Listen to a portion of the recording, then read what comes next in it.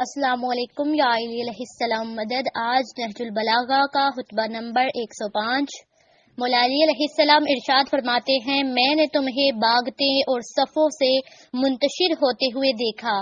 جبکہ تمہیں چند کھرے قسم کے اوباشوں اور شام کے بدوؤں نے اپنے گھیرے میں لے لیا تھا، حالانکہ تم عرب کے جوان مرد، شرف کے راس و رئیس، قوم میں اونچی ناک والے اور چوٹی کی بلندی والے ہو۔ میرے سینے سے نکلنے والی کراہنے کی آوازیں اسی وقت دب سکتی ہیں کہ جب میں دیکھ لوں کہ آخرکار جس طرح انہوں نے تمہیں گھیر رکھا ہے، تم نے بھی انہیں اپنے نرغہ میں لے لیا ہو، اور جس طرح انہوں نے تمہارے قدم اکھیڑ دیے ہیں، اسی طرح تم نے بھی ان کے قدم ان کی جگہوں سے اکھیڑ ڈالے ہوں۔ تیروں کی بوچھار سے انہیں قتل کرتے ہوئے اور اپنے نیزوں کے ایسے ہاتھ چلاتے ہوئے کہ جس سے ان کی صبح پہلی صفیں دوسری صفوں پر چڑھ ہی جاتی ہوں، جیسے ہنکائے ہوئے پیاسے اونٹ کہ جنہیں ان کے تالابوں سے دور پھینک دیا گیا ہو اور ان کے گھاٹوں سے علیحدہ کر دیا گیا ہو۔ نہج البلاغہ کا خطبہ نمبر 106 ہے، جس میں مولا علی علیہ السلام ارشاد فرماتے ہیں،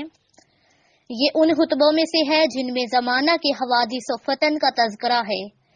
تمام حمد اس اللہ کے لیے ہے کہ جو اپنی مخلوقات کی وجہ سے مخلوقات کے سامنے آیا ہے اور اپنی حجت و برہان کے ذریعے سے دلوں میں نمایاں ہے۔ اس نے بغیر سوچ بچار میں پڑے مخلوق کو پیدا کیا، اس لیے کہ غور و فکر اس کے مناسب ہوا کرتی ہے۔ جو دل و دماغ جیسے اعضا رکھتا ہو اور وہ دل و دماغ کی احتیاج سے بری ہے، اس کا علم غیب کے پردوں میں سرایت کیے ہوئے ہے اور عقیدوں کی گہرائیوں کی تہ تک اترا ہوا ہے۔ اس خطبے کا یہ جز نبی صلی اللہ علیہ وآلہ وسلم کے متعلق ہے۔ انہیں انبیاء کے شجرہ، روشنی کے مرکز آل ابراہیم، بلندی کی جبین قریش بطحا کی ناف مکہ اور اندھیرے کے چراغوں اور حکمت کے سرچشموں سے منتخب کیا گیا ہے۔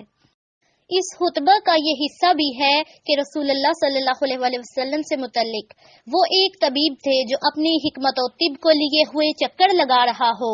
اس نے اپنے مرہم ٹھیک ٹھاک کر لیے ہوئے ہوں اور داغنے کے آلات تپا لیے ہوں۔ وہ اندھے دلوں، بہرے کانوں، گونگی زبانوں کے علاج معالج میں جہاں ضرورت ہوتی ہے ان چیزوں کو استعمال میں لاتا ہے،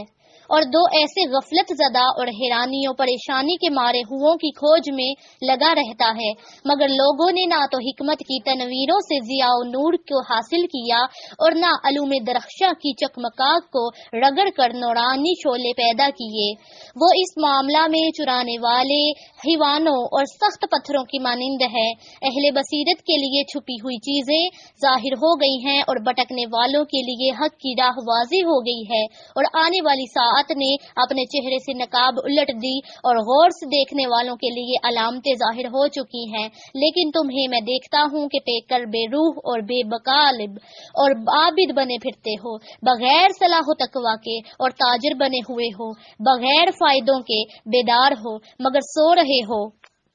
حاضر ہو مگر ایسے جیسے غائب ہوں، دیکھنے والے ہو مگر اندھے، سننے والے ہو مگر بہرے، بولنے والے ہو مگر گونگے۔ گمراہی کا جھنڈا تو اپنے مرکز پر جم چکا ہے اور اس کی شاہیں ہر سو پھیل گئی ہیں۔ تمہیں تباہ کرنے کے لیے انہیں پیمانوں میں تول رہا ہے اور اپنے ہاتھوں سے تمہیں ادھر ادھر بٹکا رہا ہے۔ اس کا پیشر و ملت اسلام سے خارج ہے اور گمراہی پر ڈٹا کھڑا ہے۔ اس دن تم میں سے کوئی نہیں بچے گا مگر کچھ گرے پڑے لوگ، جیسے دے کی کھرچن یا تھیلے کی جھاڑنے سے گرے ہوئے ریزے۔ وہ گمراہی تمہیں اس طرح مسل ڈالے گی جس طرح چمڑے کو مسلا جاتا ہے، اور اس طرح روندے گی جیسے کٹی ہوئی زراعت کو روندا جاتا ہے، اور مصیبت و ابتلا کے لیے تم میں سے مومن کامل کو اس طرح چن لے گی جس طرح پرندہ ایک باریک دانوں میں سے موٹے دانے کو چن لیتا ہے۔ یہ غلط روشیں تمہیں کہاں لیے جا رہی ہیں، اور یہ اندھیاریاں تمہیں کن پریشانیوں میں ڈال رہی ہیں، اور یہ جھوٹی جھوٹی امیدیں تمہیں کاہے کا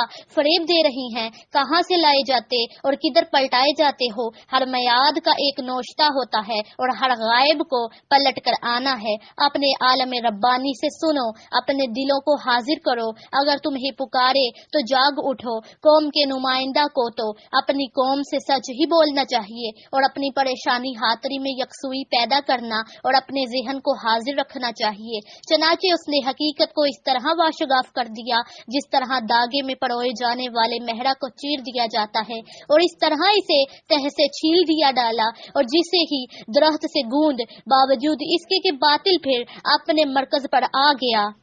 اور جہالت اپنی سواریوں پر چڑھ بیٹھی، اس کی طغیانیاں بڑھ گئی ہیں اور حق کی آواز دب گئی، اور زمانہ نے پھاڑ کھانے والے درندے کی طرح حملہ کر دیا ہے، اور باطل کا اونٹ چپ رہنے کے بعد بھی پھر بلبلانے لگا ہے۔ لوگوں نے فسق و فجور پر آپس میں بھائی چارہ کر لیا ہے اور دین کے سلسلہ میں ان میں پھوٹ پڑی ہوئی ہے۔ جھوٹ پر تو ایک دوسرے سے یارانہ گانٹ رکھا ہے اور سچ کے معاملے میں باہم قدرت رکھتے ہیں۔ ایسے موقع پر بیٹا آنکھوں کی ٹھنڈک ہونے کی بجائے غیظ و غضب کا سبب ہو گیا ہے، اور بارشیں گرمی و تپش کمینے پھیل جائیں گی اور شریف گٹتے جائیں گے۔ اس زمانہ کے لوگ کھا پی کر مست رہنے والے اور فقیر و نادر بالکل مردہ، سچائی دب جائے گی اور جھوٹ ابھر آئے گا، محبت کی لفظیں صرف زبانوں پر آئیں گے اور لوگ دلوں میں ایک دوسرے سے کشیدہ رہیں گے۔ نسب کا معیار زنا ہوگا، عفت و پاک دامنی نرالی چیز سمجھی جائے گی اور اسلام کا لبادہ پوستین کی طرح الٹا اڑا جائے گا۔